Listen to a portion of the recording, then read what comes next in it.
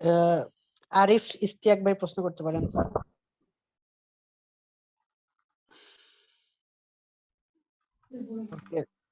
তাওসিফ আলম প্রতীক ভাই প্রশ্ন করতে পারেন। আসসালামু আলাইকুম। আচ্ছা ঠিক আছে, আপনি ওয়ালাইকুম করেন।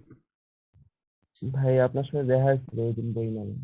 আচ্ছা আমি আসসালাম। প্রশ্নটা করতেছি যে আলহামদুলিল্লাহ। যে আমাদের ভার্সিটিতে অনেক ক্লাব থাকে, যেমন ডিবেটিং ক্লাব, কবিতা আবৃত্তি ক্লাব, এসব জিনিস স্কিল ডেভেলপমেন্টের জন্য মেইন। কিন্তু এইসব ক্লাবের সমস্যা হচ্ছে যেমন মানে ছেলেদের জন্য আলাদা ক্লাব এরকম তো নাই, মানে ফ্রি মিক্সিং এর একটা অসুবিধা থাকে। এই ক্ষেত্রে কি আমাদের করণীয় কি? ক্লাবে ক্লাবে যোগদান করা কি মানে মানে মানে জরুরি, মানে বাধ্যতামূলক করতে হবে কোনো না কোনো ক্লাবে, এরকম? জি না, জি না, হ্যাঁ হ্যাঁ। জি না, জি না, এরকম কিছু না। আচ্ছা, যদি তা না হয় তাহলে আমি কেন ক্লাবে যাব? ওই ঠিক। যদি ক্লাবে যোগদান করা আমার জন্য বাধ্যতামূলক না হয়, আমি কেন ডিবেটিং ক্লাবে যাব? কি দরকার? কোনো দরকার নেই। আমি বরং সেই সময় বিভিন্ন কোর্স টোর্স করে আমি নিজের স্কিল ডেভেলপ করব। আমি বরং এই জায়গায় আমি এগুলো এগুলো না করে আমি এমন কিছু করবো যেটা আমার পেশাগত জীবনে কাজে লাগে। হ্যাঁ, হয় আমি কোডিং শিখলাম বা সামথিং এই জাতীয় বিষয় যেগুলো আমার পেশাগত জীবনে কাজে লাগবে, আমি ফ্রিল্যান্সিং করলাম বা দেখাচ্ছে অন্য কিছু করলাম বা ব্যবসা করার পিছনে ধান্দা করতেছি, কিভাবে কি ব্যবসা করা যেতে পারে। আমার এগুলো করার তো দরকার নেই, এগুলো মানুষ দেয় বিনোদনের জন্য, ভার্সিটিতে এগুলো একটা মানে ফালতু কাজ, যেটা আমি মনে করি আর কি। হ্যাঁ, কোনো প্রয়োজন নেই, এটা কোনো কাজে লাগে না পরবর্তী জীবনে, একদম বাকওয়াজ। এগুলো এগুলো করাই হয়েছে ছেলে মেয়ে একসাথে ফ্রি মিক্সিং করার জন্য, এগুলোর উদ্দেশ্যই ফ্রি মিক্সিং করা। যেমন আমি আমার ব্যাচের মেয়েদের সাথে আমার ওঠা বসা, কিন্তু আমি তো জুনিয়র ব্যাচের মেয়েদেরকে পাচ্ছি না। তো এই জায়গাগুলো হচ্ছে, এই জায়গাগুলো তৈরি করে দেয় যেন বিভিন্ন ব্যাচের মেয়েরা ছেলেরা একসাথে মিশে ওঠা বসা করতে পারে, প্রেম প্রীত হয়। বাকওয়াজ, কোনো দরকার নাই এগুলো করার। Next question. ফারহান রহমান ভাই। ওই টাইমটা অন্যান্য কাজে দিলে পরে আপনি এখান থেকে দিনেরও ফায়দা পাবেন, আখেরাতেরও ফায়দা পাবেন। অন্যান্য কাজের দিকে মনোযোগ দেন ইনশাআল্লাহ। আসসালামু আলাইকুম ভাই। ভাইয়া আপনার কাছে দুইটা প্রশ্ন ছিল। একটা হচ্ছে যে আপনি ওই সেশনটাতে বলছেন যে কলেজে অথবা ইউনিভার্সিটি থাকলে টুকটাক ব্যবসা করার চেষ্টা করা। এখন মানে এরকম টুকটাক ব্যবসা বলতে আপনি কি বুঝাইছিলেন? আর আরেকটা কোশ্চেন হচ্ছে যে আপনি বলছেন মানে কলেজে ইউনিভার্সিটিতে আমি যে সাবজেক্টে পড়ি সেটা রিলেটেড, মানে নিজেকে আগায় রাখা, এক্সট্রা পড়াশোনা করি। তো কলেজে যারা সায়েন্সে পড়ে ওদের মানে কি ধরনের বইগুলো পড়া উচিত এক্সট্রা যদি পড়তে হয় আর কি? সালাম আলাইকুম। সায়েন্সে যারা পড়ে তারা কি ধরনের, এটা এটা কোশ্চেন? হ্যাঁ, যে মানে কলেজে যারা সায়েন্সে পড়ে তাদের এক্সট্রা কি ধরনের বই পড়া উচিত, আর হচ্ছে আপনি যে বলছিলেন কলেজে থাকতে ইউনিভার্সিটি থাকতে টুকটাক ব্যবসা করতে, এই মানে এটা দিয়ে কি বুঝাইছেন? ঠিক আছে। টুকটাক ব্যবসা বলতে আমি বোঝাচ্ছি, ব্যবসা মানেই কিন্তু আমাদের মাথার মধ্যে ঢুকে আছে দোকান। হ্যাঁ, প্রচুর টাকা অ্যাডভান্স দিয়ে দোকান ভাড়া করতে হবে, ব্যবসা করতে হবে। ব্যাপারটা কিন্তু এরকম না। অনেক ব্যবসায়ী আছে যাদের কোনো দোকান নাই। হ্যাঁ, মানে সে একখান থেকে মাল এনে আরেকখানে ডেলিভারি দিচ্ছে, ফোনে ফোনে করতে পারে সে। মানে ব্যবসার অনেক অনেক রকম ডাইমেনশন আছে, ব্যবসা মানেই দোকান না। তো যার কারণে এইটা কিভাবে করা যায়, মানে এইটা আসলে আমি এইখানে বসে ল্যাপটপের সামনে বসে রুমের মধ্যে বসে আমি এটা বলতে পারবো না আপনাকে। এইটা আপনাকে হাঁটতে হবে, ঘুরতে হবে, দোকান টোকানে যেতে হবে, মানে যারা দেখা যাচ্ছে যে মানে বিজনেস করে। হ্যাঁ, যেমন আমি আপনাকে একটা উদাহরণ দিই, যেমন ধরেন কথা কথা গার্মেন্টস সেক্টর তো অনেক ব্যবসার একটা জায়গা। হ্যাঁ, যেরকম ধরেন এখানে কেউ বোতাম সাপ্লাই দিচ্ছে, কেউ এই সাপ্লাই দিচ্ছে, কেউ ওই সাপ্লাই দিচ্ছে, কেউ চীন থেকে বোতাম নিয়ে আসতেছে এনে সাপ্লাই দিচ্ছে। মানে কথা কথা যে লোকটা চীন থেকে বোতাম ইম্পোর্ট করতেছে, হ্যাঁ, বা চীন সে এখানে সাপ্লাই দিচ্ছে, এর তো কোনো দোকান নেই। এর তো গুদাম আছে একটা, যেখানে সে ওগুলা চীন থেকে এনে পার্মানেন্টলি রাখে, মানে টেম্পোরারি এখানে রাখে, এরপর সে এখান থেকে আবার সাপ্লাই দিয়ে দেয়। তো এইটা বলতেছি আমি, যে ধরেন যে ব্যবসা মানে অনেক রাস্তা, সরবরাহের রাস্তা, ব্যবসা মানে দোকান না। এখন এইটা কই কি করলে হবে, এটা আমি বলতে পারবো না। এটা আপনাকে ঘুরে ঘুরে খুঁজে খুঁজে বের করতে হবে যে এই জায়গাটায় ব্যবসা করার স্কোপ আছে, এই জায়গাটায় মানুষের চাহিদা আছে, এবং এই চাহিদাটা আমি পূরণ করতে পারি স্বল্প মূল্যে, যাতে নিজের লাভ বেশি থাকে। আমি অমুক জায়গায় এই জিনিসটা স্বল্প মূল্যে পাচ্ছি। যেমন আপনি একটা উদাহরণ দিই, ঢাকা শহরে দেশি মুরগি পাওয়া যায় না। হ্যাঁ, ঢাকা শহরে দেশি মুরগি, এই ঢাকা শহরে যে এই যে ইয়েগুলা কি বলে, এই যে আমরা যে পাকিস্তানি গুলা খাই, এগুলো দেখাচ্ছে ফিট খায়। এখন আপনি গ্রামে, আপনার গ্রামের মধ্যে কিছু মানুষ তারা দেশি মুরগি ইয়ে করে, খুব কম মূল্যে আপনি এটা ওখান থেকে সংগ্রহ করতে পারেন, ঢাকা শহরে এনে বেচতে পারেন। ঢাকা শহরে এটা মানুষকে দিলে আপনার কাছে বিরাট একটা লাভ থাকে। এইটাকে বলে ব্যবসা। আপনার কোনো দোকান নেই, ঠিক আছে না, কিন্তু আপনি এটাকে মানে এমন একটা সিস্টেম আপনি ডেভেলপ করলেন যে আপনার কোনো হাতি দেওয়া লাগতেছে না, আপনি ফোন করে দেন, জিনিস চলে আসে, এসে এখানে যে বিক্রি করবে সেই লোকাল মার্কেটে সে তার দোকানে নিয়ে এসে উঠায়, আর আপনি মাঝখান থেকে টাকা পান। বুঝা গেছে? এইরকম অনেক বিষয় আছে, মানে ব্যবসার অনেক ডাইমেনশন আছে। এইটার কথা আমি বলতেছি যে এই বিষয়গুলো ছোট ছোট অল্প অল্প ইনভেস্টমেন্ট, অল্প অল্প ইয়ে।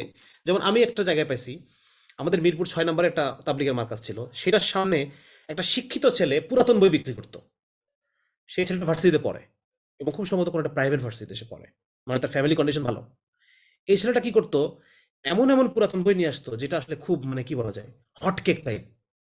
হ্যাঁ, মানে পুরাতন বই সে এমন এমন মানে পুরাতন বইয়ের জায়গায় সে ঘুরতো এবং সেখান থেকে এমন সে বই নিয়ে আসতো যে বইগুলো আমার কাছে মনে হতো যে আমি পুরো দোকান সুদ্ধা কিনে নিয়ে যাই। এত বেশি ইম্পর্টেন্ট টপিক এবং এত বেশি মানে স্মার্ট চয়েস তার। তো এই ছেলেটা কিন্তু দেখেন, সে প্রতি বৃহস্পতিবার সে শুধু ব্যবসা করে। সে কোনো একদিন হয়তো যায় পুরান বইয়ের দোকানে, কিছু বই পিক করে।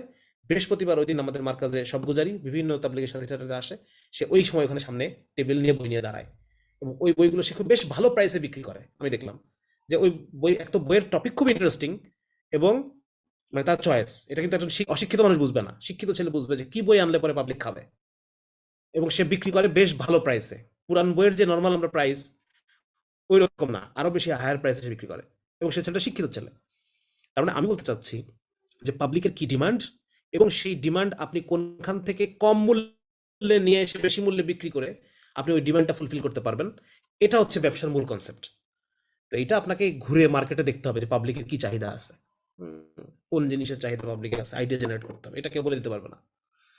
আচ্ছা, এটা গেল। আর সেকেন্ড কোয়েশ্চেন যেটা, যে সায়েন্সে যারা পড়ে তারা কি করবে, যেমন সোহাগ ভাই, ওনারা ইঞ্জিনিয়ারিং পড়তো, ফার্স্ট ইয়ার থেকেই সেকেন্ড ইয়ার থেকেই তারা ওই যে ইঞ্জিনিয়ারিং পড়তেছে ওই মেশিন তারা তৈরি করতো এবং বিক্রি করতো।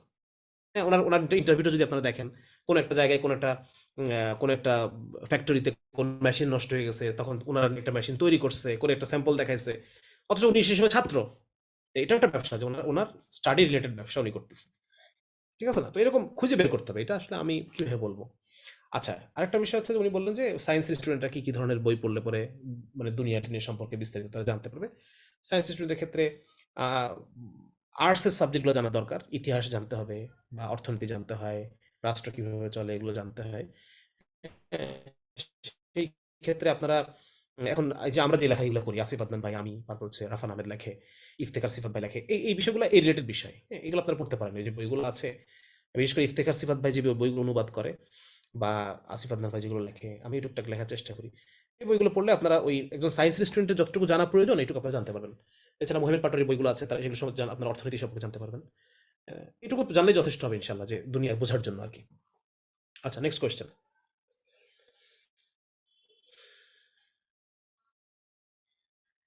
প্রতীক ভাই প্রশ্ন করতে পারেন।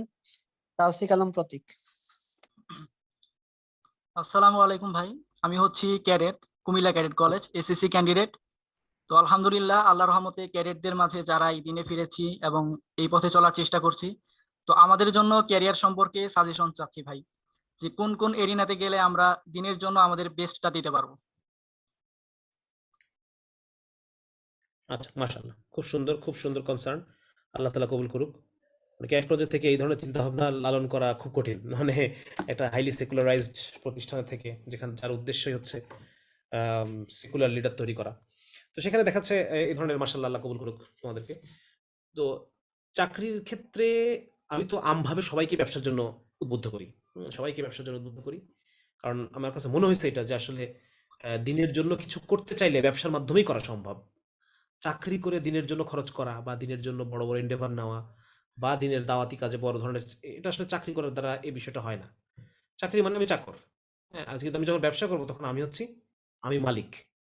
তো এটার একটা বিষয়। আমি আমার যার কারণে আমি আমভাবে সবাইকেই ব্যবসার জন্য আমি উদ্বুদ্ধ করি। এবং ব্যবসা মানে অনেক কিছু, ব্যবসা মানে দোকানদারি না। এটা আমি বারবার বলি যে আমরা দোকানদারি মানেই ব্যবসা বা ব্যবসা মানেই দোকানদারি, ব্যাপারটা এরকম না। ব্যবসা মানে অনেক কিছু। যেমন সোহাগ ভাই একজন ব্যবসায়ী, সোহাগ ভাই কি দোকানদার? বা আমি যদি বলি যে আর কার উদাহরণ দিতে পারি, যেমন ধরেন কোনো গ্রুপ অফ ইন্ডাস্ট্রি বা কেউ এরকম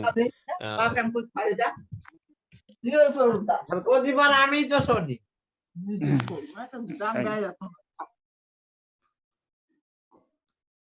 আচ্ছা, যার কারণে আমভাবে সবাইকে আমি ব্যবসার জন্য বা ব্যবসা শেখার জন্য বা ছোট ছোট ব্যবসা করে হাত হাত পাকানোর জন্য, হ্যাঁ, ছোট ছোট লস করে করে সে তার হাত পাকবে, তার কনসেপ্ট ক্লিয়ার হবে। তো এটা আমি খুব খুব আমি এটা ইয়ে করি আর কি। কেউ যদি দিনের জন্য কাজ করতে চায় তাকে ব্যবসা করতে হবে। চাকরি করে দিনের জন্য কাজ করা ইজ সো টাফ। আর চাকরির ক্ষেত্রে সেক্ষেত্রে দেখা যাচ্ছে যে আমি বলি যে যদি কেউ চাকরি করতে চায় আমি বলি সে তাকে ভালো করে পড়াশোনা করার জন্য বলি। যে সে স্টুডেন্ট লাইফে সে খুব ভালো করে পড়বে, খুব ভালো সিজিপিএ রাখবে। মোর আমি উদ্বুদ্ধ করি তাদেরকে গবেষণার দিকে যাওয়ার জন্য, নতুন নলেজ প্রডিউস করার জন্য। কারণ নতুন নলেজ তখন আমরা মুসলিমরা প্রডিউস করতে পারবো, এবং এটা যদি মুসলিমরা নিজেদের কাজে লাগাইতে পারে, যেমন আমরা বাংলাদেশে পারি না এটা, হ্যাঁ, কিন্তু আফগানিস্তান পারতেছে। তো যাই হোক, মানে যদি কোনোদিন আল্লাহ সুযোগ দেয় তখন এই নলেজগুলো কাজে লাগবে। এই নলেজগুলো কাজে লাগবে, যেটা এই জন্য নতুন নলেজ তৈরি করা। এই জন্য গবেষণার দিকে আমি যেতে বলি। 3 নম্বর হচ্ছে আমি টিচিং ক্যারিয়ার দিকে যেতে বলি। টিচিং ক্যারিয়ার, সেটা ভার্সিটির টিচার হতে পারে, সেটা হাই স্কুলের টিচারও হতে পারে, কলেজের টিচার হতে পারে, প্রাইমারি টিচার হতে পারে। এগুলো কোনোটাই ছোট না, আমি এটা ছোট মনে করতে নিষেধ করি। কারণ আপনি যদি আসলে দিনের কাজ করতে চান, টিচিং প্রফেশনে গেলে পরে আপনার দ্বারা কিছু মানুষ তৈরি হবে যারা পরবর্তী প্রজন্মে বড় বড় মানে ইসলামী চিন্তক হবে বা তারা ইসলামের জন্য কাজ করবে, ঠিক আছে না? সুতরাং এখানে মানে ছোট বড় করার কোনো অবকাশ নাই। তো টিচিং প্রফেশনে যাওয়ার জন্য ভালো করে পড়াশোনা করতে হয়, নাহলে পরে টিচার হওয়া যায় না। তো এটা আরেকটা জিনিস। তো যার কারণে এই বিষয়গুলো মাথায় যদি রাখা যায়, যে আমি 1 নম্বর হচ্ছে আমি ব্যবসা মাথায় রাখলাম, 2 নম্বর হচ্ছে আমি গবেষণা মাথায় রাখলাম, 3 নম্বর হচ্ছে আমি টিচিং এর মাধ্যমে পরবর্তী জেনারেশনকে আমি ইসলামের দিকে নিয়ে আসবো, এটা মাথায় রাখতে পারি, ঠিক আছে না? এই বিষয়গুলো মাথায় রেখে করলে দেখা যাচ্ছে যে পড়াশোনা করলে দেখা যাচ্ছে সুন্দর একটা রেজাল্ট সামনে আসবে। হ্যাঁ, আপাতত এটুকুই পরামর্শ আর কি।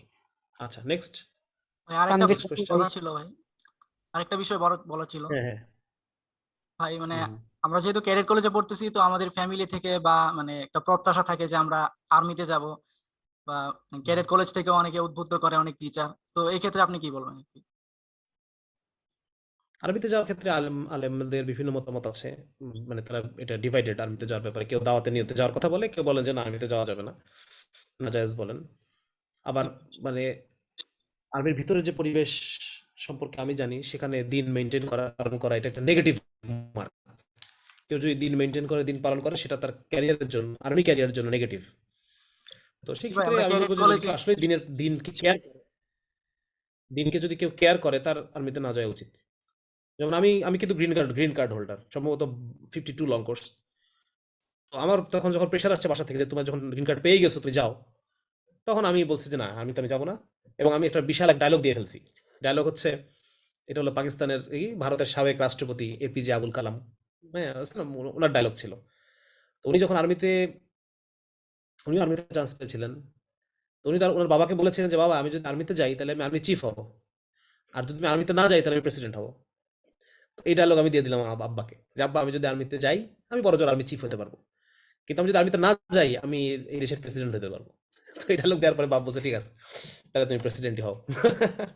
তো যার কারণে মানে আসলে এই বয়সে বাবা মারা জোর করে না। হ্যাঁ, আমি আমার পছন্দ আমি যাব না, ঠিক আছে? আপনি ইচ্ছা করে পরীক্ষা খারাপ করবেন, সমস্যা কি? ইচ্ছা করে পরীক্ষা খারাপ করলে কি কেউ জোর করে আমাকে পরীক্ষা ভালো দেওয়া হবে নাকি? আচ্ছা, ঠিক আছে, নেক্সট প্রশ্ন। তানভীর হাসান ভাই। জি, আসসালামু আলাইকুম স্যার। ভাই, জি, আমার প্রশ্নটা হচ্ছে যে কিভাবে একজন দক্ষ রিসার্চার হওয়া যাবে, আর একজন দক্ষ রিসার্চার হওয়ার জন্য মানে দিক নির্দেশনা কি থাকবে আপনার? রিসার্চ করতে জি হলে রিসার্চ সম্পর্কে জানতে হবে, রিসার্চ জানতে হবে। ওই জন্য ওই যে পরোয়ার ভাইয়ের যে বিসিএস নাকি উচ্চশিক্ষা, এটা একটা সুন্দর বই।